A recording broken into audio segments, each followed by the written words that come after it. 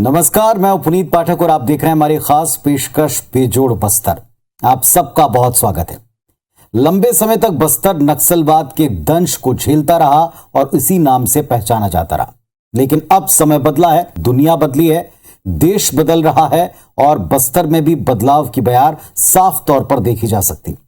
संभाग के 7 जिलों में बुनियादी सेवाओं का विस्तार बड़ी तेजी से हो रहा है। जीवन बेहतर बन रहा है। ये कहना गलत ना होगा कि पूरा बस्तर नए अंदाज से उभर रहा है, बेहतर भी बन रहा है। अपनी इस खास पेशकश बेजोड़ बस्तर के जरिए आज के दौर के नए बस्तर की तस्वीर आप तक हम पहुंचा रहे हैं।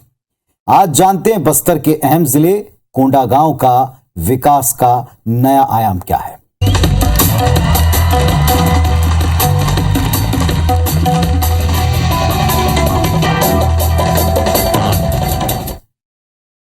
छत्तीसगढ़ की केशकाल घाटी सारे देश में मशहूर है। विख्यात है सरपीले घुमावदार मोड़ों के लिए जानी जाती फूलों की घाटी के नाम से। इसी केशकाल का सर्वाधिक संवेदनशील क्षेत्र है कुएंमारी, जहां आधा दर्जन से अधिक खूबसूरत जलप्रपात हैं। यह क्षेत्र खनिज संपदा से भी पूरी तरह परिपूर्ण है। आज से कुछ साल पहले तक यह क्षेत्र नक्सलियों का गढ़ माना जाता रहा। वक्त वक्त पर नक्सली यहां बैनर पोस्टर लगाकर आगजनी करके दहशत फैलाते थे। इलाके में पुलिस नक्सली मुठभेड़ होना आम सी घटना लगती थी। कुल जमा क्षेत्र में विकास कार्यों की बात करना बेईमानी लगता था। बीते साल 2021 के मार्च महीने में नक्सलियों ने सड़क निर्माण कार्य में लगे 17 वाहनों को आग के हवाले किया। लेकिन फिर यहां तैनात पुलिस फोर्स और प्रशासन ने कमर कसी और विकास की तगड़ी प्लानिंग के साथ काम किया। सरकार ने इसमें भरपूर साथ दिया। इसका नतीजा ये कि आज साफ तौर पर यह पूरा इलाका उभरता और बढ़ता दिख रहा है।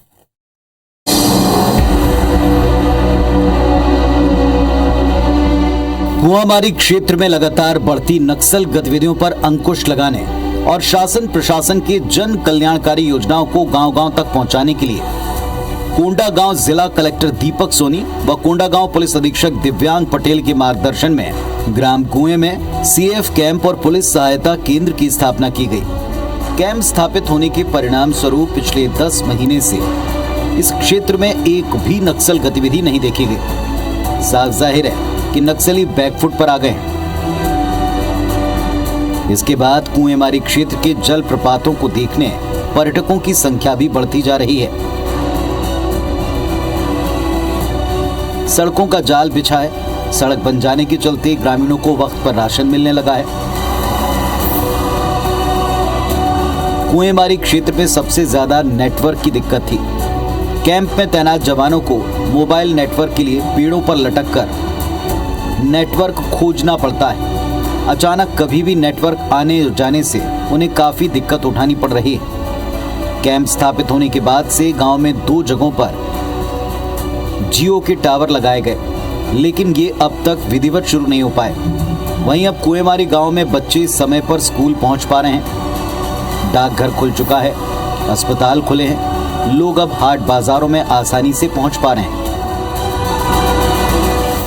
सड़क का जो निर्माण हुआ है उससे हमारे लोगों को, हमारे जो शिक्षक समुदाय हैं और ग्रामवासियों को आने जाने में अभी सुविधाएं हो रही है। पहले इसी ग्राम में आने से पूर्व उन्हें कम से कम 1.5 से 2 घंटा लग जाते थे वे तक पहुंचने में, पर जब से सड़क सुविधा हुई है तो हम 40 से 50 मिनट में अपने स्कूल पहुंच जाते हैं और अपने कर्तव्य से निर्वाह करते हैं। सीएफ कैंप के कंपनी कमांडर विनोद कुमार बताते हैं कि कुएं में कैंप स्थापना के शुरुआती दिनों में हमें काफी दिक्कतें झेलनी पड़ती थी। चूंकि कैंप परिसर में होने वाले निर्माण कार्यों में स्थानीय ग्रामीणों से हमें कोई सहयोग नहीं मिल रहा था। ऐसे में सभी कार्य जवानों को खुद ही करने पड़े। लेकिन धीरे धीरे ग्रामीणों के साथ सामंजस्य स्थापित हुआ और उनका विश्वास जीतने में फोर्स कामयाब रही। पुलिस अधीक्षक के आदेशानुसार कैंप परिसर में सिविक एक्शन प्रोग्राम, सामाजिक कार्यक्रम और इसमें आम जनता की बढ़ती सहभागिता ने भरोसा कायम करने में काफी मदद की। वर्तमान में सीएफ और डीआरजी के जवानों की सुरक्षा के बीच कुएं से बटराली तक डामरीकृत सड़क का निर्माण किया जा रहा है, जिससे ग्रामीणों को आवागमन में काफी सुलभता होगी। सड़क का कार्य शुरू हो गया है, आपको जरा देखा गया होगा, सड़क जो है बिल्कुल कार्य चल रहा है। और दूसरी चीज है सर, हमारे कैंप के यहाँ लग जाने से यहाँ पर इस वर्ष जो है पर्यटकों की संख्या जो है झरने के लिए बहुत ज्यादा पर्यटक आए हैं। तो जो गांव वाले और यहाँ पर जो अन्य बाहर से भी लोग आते हैं, तो उन लोगों के द्वारा जो है कहा जाता है कि सर आप लोगों के यहाँ आ जाने से हमें जो है सब जो खौफ का जो माहौल था वो लगभग जो है शून्य हो गया। तो जैसे भय खत्म हुआ, जैसे ही सड़कें बनी, वैसे ही विकास की योजनाएं पहुंची। कोंडागांव जिला बस्तर संभाग का ये इलाका जनजाति बाहुल क्षेत्र के नाम से भी विख्यात है। यहाँ की मुख्य बोली हल्बी, गोंडी, छत्तीसगढ़ी। मगर अब यहाँ के बच्चे अंग्रेजी मीडियम में पढ़ाई के लिए भी उत्सुक हैं और ये संभव हो सका आत्मानंद शासकीय उत्कृष्ट विद्यालय योजना के द्वारा। भूपेश सरकार की इस योजना के तहत आदिवासी छात्र छात्राओं ने न सिर्फ बेहतर शिक्षा प्राप्त की, बल्कि अपने उज्जवल और सुनहरे भविष्य को लेकर अब वो सपने देख रहे हैं, आगे बढ़ रहे हैं।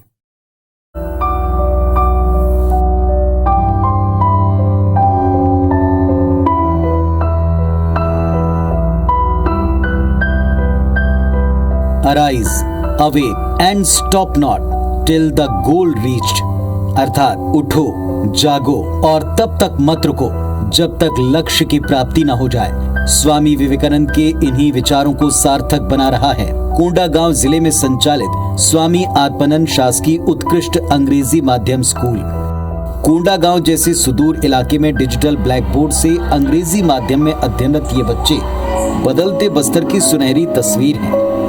कुछ साल पहले ये मात्र कल्पना ही हुआ करती थी, लेकिन मुख्यमंत्री भूपेश बघेल की दृढ़ संकल्प सोच ने इस सपने को साकार किया। कोंडागांव जिले में सरकार की महत्वाकांक्षी योजना स्वामी आत्मानंद शासकीय उत्कृष्ट विद्यालय के कुल 9 स्कूल संचालित हैं। जामकोट पारा में 1 अंग्रेजी और 8 हिंदी माध्यम वाले स्कूल हैं। इन स्कूलों में कुल 6,872 छात्र छात्राएं अध्ययनरत हैं। भविष्य में 10 नए हिंदी और अंग्रेजी माध्यम के स्कूल खोलना भी प्रस्तावित है। कोंडागांव जिले में माननीय मुख्यमंत्री जी की घोषणा के अनुरूप और समय समय पर उनके द्वारा दिए जा रहे निर्देशों के अनुसार स्वामी आत्मानंद अंग्रेजी मीडियम इंग्लिश मीडियम स्कूल्स की जो स्थापना है, टोटल 9 स्कूल्स में जो है सेजेस जो है शुरू हो चुके हैं और सेजेस जो है उसमें 9 स्कूल्स में हमारे लगभग 7,650 बच्चे वहाँ पर पंजीकृत हैं और एडमिशन लेकर पढ़ाई कर रहे हैं और लगभग जो है 250 से 300 लोगों का स्टाफ है जो स्कूल को संचालन में मदद कर रहे हैं। तो इंग्लिश मीडियम स्कूल होने से बच्चों को बेहतर जो है शिक्षा का उनको अवसर मिल रहा है। प्रदेश के सुदूर अंचल में हाईटेक क्लास में अंग्रेजी माध्यम में पढ़ाई करते बच्चों को पढ़ता देखना काफी सुखमय है। आधुनिक दौर में जब शिक्षा के क्षेत्र में प्रतिस्पर्धा बढ़ती जा रही है, तो स्वामी आत्मानंद शासकीय उत्कृष्ट विद्यालय छात्र छात्राओं को तैयार करने सबसे सरल और सटीक माध्यम साबित हो रहा है। यही वजह है कि यहाँ पढ़ने वाले छात्रों के अलावा उनके पालक भी सरकार की महत्वाकांक्षी योजना की तारीफ करते नहीं थकते। पहले जैसे प्राइवेट में मैं पढ़ा रहा था, मैं छोटा कर्मचारी हूँ, महीने का 14-15 हज़ार रुपये तनख्वाह है मेरा, और उसमें भी हम सब पालक चाहते हैं क्योंकि बेटी अच्छा पढ़े, उनका बेटा अच्छा पढ़े, तो बहुत ज़्यादा तकलीफ होता था, कई बार उधारी करना पड़ जाता था और लगभग पढ़ाई में खर्चा 20,000 से ऊपर ही आता था। सालाना में जब पढ़ाई कराते थे लगभग 20,000 से ऊपर खर्चा आ जाता था। तो अब ये है कि सरकार ने बहुत अच्छी शिक्षा के इंग्लिश जो पढ़ाई सरकारी में भी जो योजना चालू की है, तो मैं सोचता हूँ मेरे लिए, मेरे जैसे वर्ग के लिए बहुत अच्छी बात है। कम खर्चा तो नहीं है, ना की मात्रा है, जैसे कि अपन कभी ड्रेस वेस के लिए लगता है, वैसे कोई दिक्कत नहीं है और बहुत बहुत अच्छा है। मैं सोचता हूँ कि जितने भी गरीब वर्ग के लोग हैं अपने बच्चे को इंग्लिश पढ़ा सकते हैं, उनका जो सपना था सरकार ने पूरा किया है। मैंने अभी जेईई मेंस क्रैक किया है 25 जन में और मेरा रिज़ल्ट आया है 6/5 में, तो मैंने टोटल और ओवल 28 परसेंटाइल बनाया है। तो अभी मैंने आगे NIT के लिए सोचा है, लेकिन अभी सर मैं चाहता हूँ कि मैं जेईई एडवांस क्रैक करके IIT के लिए अपना तैयारी करूं और मेरा इस स्कूल से बहुत बड़ा कंट्रीब्यूशन रहा है। जैसे मतलब ज़्यादा मेरा बेस इस स्कूल से ही क्लियर हुआ है, तो इस बेसिक के क्लियर होने की वजह से जो हमारा कॉन्सेप्ट है वो और ज़्यादा क्लियर हुआ है। तो कॉन्सेप्ट क्लियर होने की वजह से हमने जेई मेंस का एग्ज़ाम और आसानी से क्रैक कर पाया है। कुछ साल पहले तक कोंडागांव में हर 2 किलोमीटर पर स्कूल बड़ी बात हुआ करती थी, लेकिन अब जेई जैसी परीक्षाओं में भी जिले के बच्चे अपनी जगह पक्की कर रहे हैं और इसका सबसे बड़ा जरिया बना है स्वामी आत्मानंद उत्कृष्ट अंग्रेजी माध्यम स्कूल, जिसके तहत बच्चों को गुणवत्तायुक्त शिक्षा देने की दिशा में कारगर कदम उठाए गए। सर, बच्चे रिमोट क्लासेस से क्षेत्र से और गवर्नमेंट स्कूल से आए हैं, तो शुरू में तो हमें बहुत प्रॉब्लम गया, पर अब पेरेंट्स की मानसिकता, बच्चों की मानसिकता एकदम बदल गई है और थ्रू स्मार्ट क्लासेस हम लोग उनका क्लासेस लेते हैं। उसी में उनका रिवीजन होता है, उसी में उनका क्वेश्चन आंसर्स पूछा जाता है और जो बच्चे नहीं समझ पाते हैं तो ऐसा हम लोग ने 2 लेवल में बच्चों को डिवाइड किया है, जैसे फास्ट लर्नर है और स्लो लर्नर्स हैं। तो स्लो लर्नर्स के लिए हमने एक अलग टाइम बांधा है और जो टीचर्स इंटरेस्टेड हैं उन बच्चों को पढ़ाने के लिए उनको डिप्यूट किया गया। हाईटेक क्लासरूम, लाइब्रेरी और प्रायोगिक शिक्षा के लिए सुसज्जित लैब, स्वामी आत्मानंद अंग्रेजी उत्कृष्ट स्कूल में हर वो फैसिलिटी उपलब्ध है जो आज के मॉडर्न स्कूल में होनी चाहिए। उस समय पेरेंट्स को पर्सनल बुलाया जाता है, बाकी ज़्यादातर हमें हर पीरियोडिकल एग्ज़ाम्स जो होते हैं, टेस्ट होते हैं, जैसे एफए है, एसए है, उनके बाद उनको रिजल्ट बताने के लिए पेरेंट्स को बुलाया जाता है। उस मीटिंग में सिर्फ एकेडमी की चर्चा नहीं होती है सर, और भी उनके जो प्रॉब्लम्स हैं और हमारे जो प्रॉब्लम्स हैं एकदम फ्रेंडली एटमॉस्फेयर में डिस्कस करते हैं और उसके बाद दोनों मिलकर सॉल्यूशन सॉर्ट आउट करते हैं। केवल शिक्षा ही नहीं, खेल और सांस्कृतिक कार्यक्रमों में भी स्वामी आत्मानंद शासकीय उत्कृष्ट विद्यालय के छात्र बेहतर प्रदर्शन कर रहे हैं। इसकी बानगी है स्कूल में मौजूद ये ट्रॉफियां। ये कहना गलत ना होगा कि स्वामी आत्मानंद स्कूल के माध्यम से जिले के आदिवासी बच्चे अपने भविष्य की नींव पक्की करने में जुटे हैं। ये बच्चे हल्बी, गोंडी और छत्तीसगढ़ी बोली में परस्पर संवाद करते थे, लेकिन अब इन स्थानीय बोलियों के साथ साथ अंग्रेजी भाषा में भी संवाद स्थापित करने में सक्षम हो रहे हैं। बच्चों के पालकों को अब अंग्रेजी माध्यम में पढ़ाने के लिए उन्हें कहीं बाहर नहीं भेजना पड़ता। कोंडागांव जिला प्रशासन का एक ही लक्ष्य है, इस योजना के जरिए जरूरतमंद बच्चों का जीवन शिक्षा की रोशनी से संवर जाए।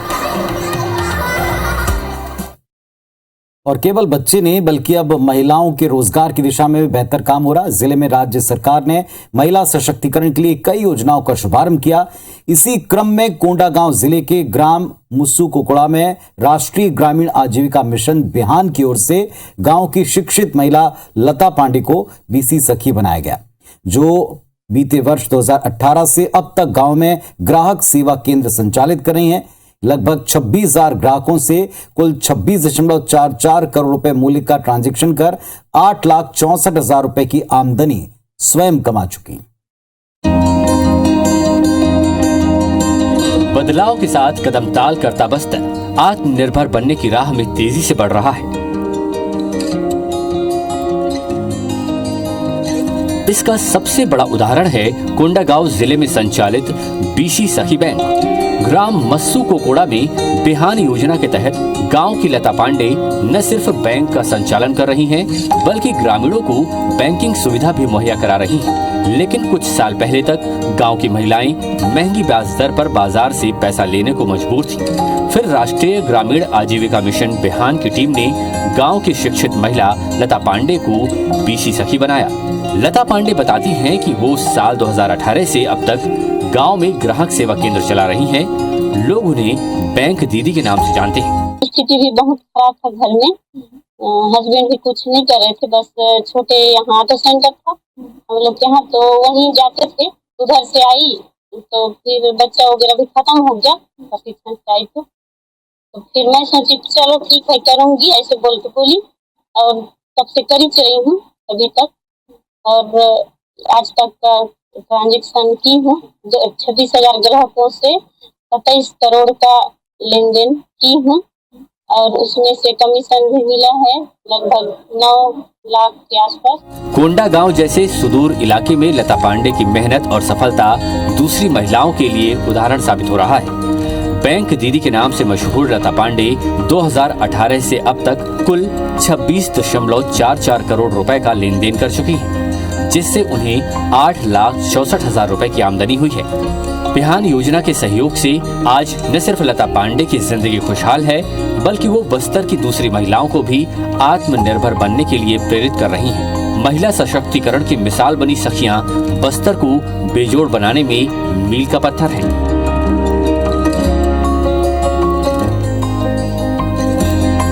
आज कोंडागांव जिले की बात करें। कोंडागांव जिला अपने शिल्प कला के लिए छत्तीसगढ़ ही नहीं बल्कि पूरे देश में पहचान रखता है। दशकों पुराना ढोकरा शिल्प आर्ट आज अगर जीवित है, विरासत के शिखर पर पहुंचा है, तो जिले के शिल्पकारों की इसमें बड़ी महत्वपूर्ण भूमिका है।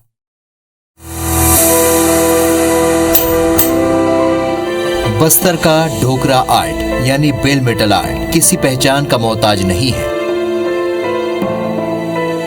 इस आर्ट फॉर्म से बनी मूर्तियों की डिमांड देश ही नहीं बल्कि विदेश तक है।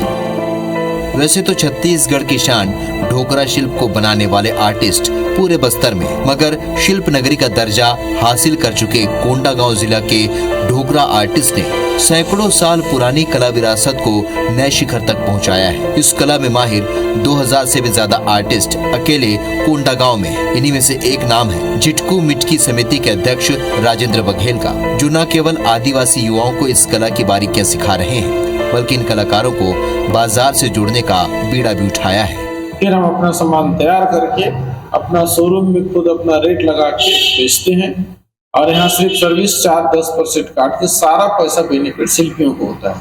इससे क्या डायरेक्ट शिल्पी अपना जो 100 का चीज है उसको 200 रुपये मिल रहा है, और जो ग्राहक है वो 1000 जो में खरीदता था उसको 200 रुपये मिल जाता है। इसलिए दोनों तरफ से हमको ग्राहक को भी मिल गया सस्ता में, और कारीगर को 2 डबल रेट मिल गया। ऐसा करके हमारी समिति चल रही है। यहाँ पे 44 समिति हम झिटकू मिटकी में जुड़े हुए हैं। हर समिति में 9 से 14 लोग के बीच में होते हैं और अभी कार्यरत हैं। कोविड काल ने जब लोगों से उनका रोजगार छीन लिया, तब कोंडागांव जिले के कलाकारों की कमर भी तोड़ दी। उत्पादन की मांग ना के बराबर हो जाने से कई कलाकार कला के क्षेत्र से अपना हाथ खींचकर मजदूरी के लिए पलायन करने लगे। लेकिन राजेंद्र बघेल ने सामाजिक सरोकार का परिचय देते हुए कलाकारों को इस कला से जोड़े रखा।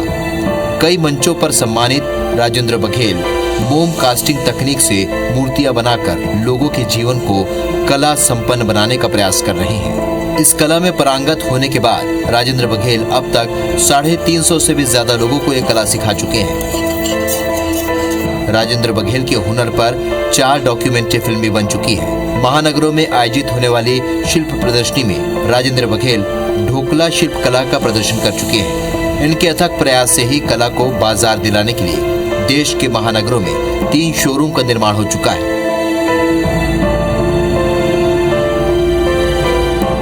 वहीं प्रदेश की भूपेश बघेल सरकार ने 26 जनवरी 2021 को जिले में शिल्पकारों के लिए एम्पोरियम का उद्घाटन किया, जो आज शिल्पकारों को आसान बाजार उपलब्ध करवाने के लिए काफी कारगर साबित हो रहा है। शासन प्रशासन की मदद से एम्पोरियम का संचालन केवल कोंडागांव ही नहीं बल्कि दूसरे जिलों में भी हो रहा है, जहां ढोकरा शिल्पकारों को उनके प्रोडक्ट का सही दाम मिलता है।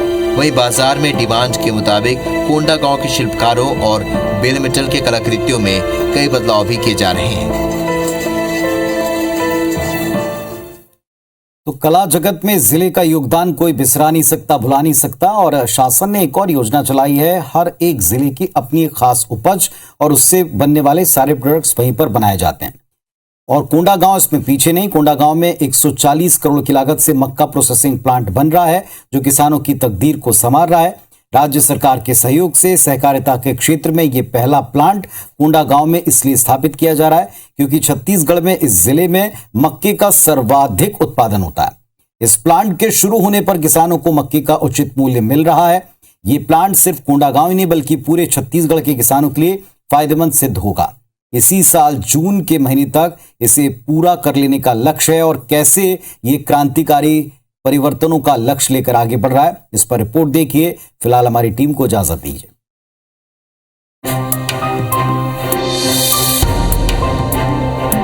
छत्तीसगढ़ के स्वप्न दृष्टा मुख्यमंत्री भूपेश बघेल ने उद्योग नीति में कृषि और वनोपज आधारित उद्योगों की स्थापना को विशेष प्राथमिकता श्रेणी में रखा है। उनकी इसी नीति से किसानों की आय बढ़ रही है और खेती में फायदे की फसल उपज रही है। मक्का लगाने वाले किसानों के लिए तो खुशहाली की नई सुबह इंतजार कर रही है। दरअसल कोंडागांव में कोकोड़ी में मक्का प्रोसेसिंग प्लांट बनाया जा रहा है। करीब 14 एकड़ में बन रहे इस प्लांट की लागत 140 करोड़ रुपए है। इस प्लांट में रोजाना 200 मीट्रिक टन मक्के की प्रोसेसिंग होगी और इससे 80,000 लीटर एथेनॉल का उत्पादन हो सकेगा। इसका सीधा फायदा 45,000 से ज्यादा किसानों को मिलेगा।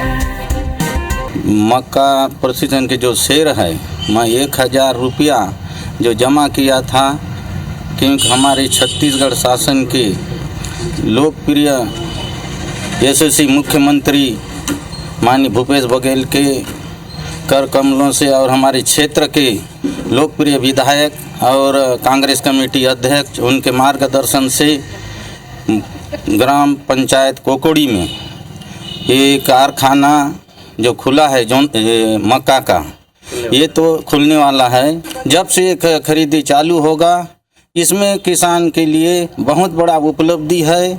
और किसान क्या है कि ज़्यादा से ज़्यादा यहाँ पर क्यों जो बेरोजगार हैं रोजगार भी मिलेगा, जिस ढंग से होना चाहिए इसके लिए बेरोजगार को रोजगार भी मिलेगा, हमारे किसान के लिए भी बहुत बड़ा अमूल्य होगा।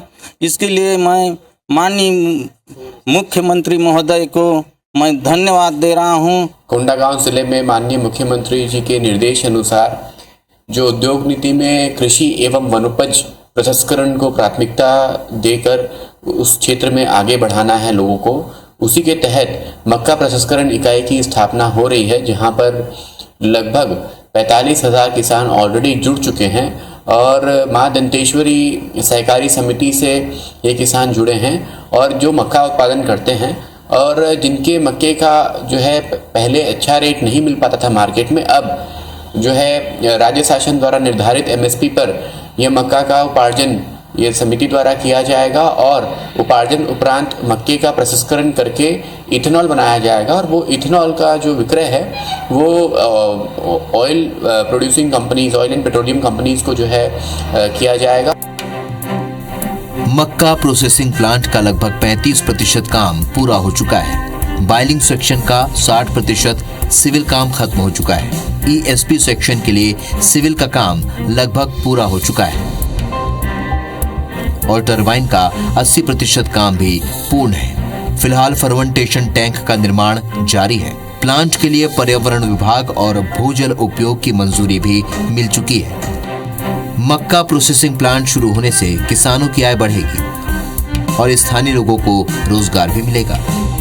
प्रोसेसिंग प्लांट में 200 से ज्यादा लोगों को सीधे रोजगार मिलेगा और अप्रत्यक्ष रूप से हजारों किसान और ग्रामीण लाभान्वित होंगे। साथ ही निजी निवेशकों के लिए यहाँ पर सहायक उद्योग लगाने के लिए नया वातावरण बनेगा।